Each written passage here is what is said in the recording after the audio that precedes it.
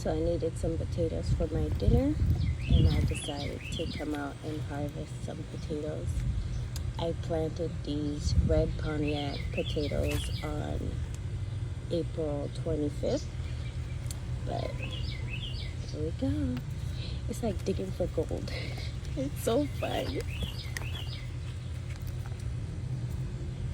I'll show you the seed potato too. It's so cool. You plant this in there, you come back and get potatoes. There's a seed potato.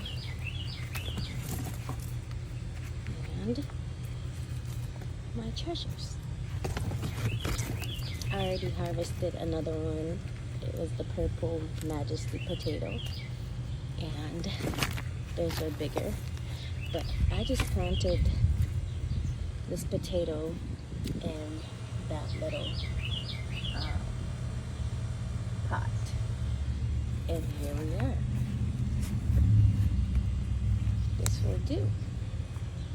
So here's what I got so far. Ooh, there are ants.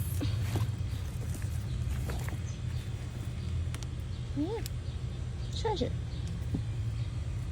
Nature is so cool.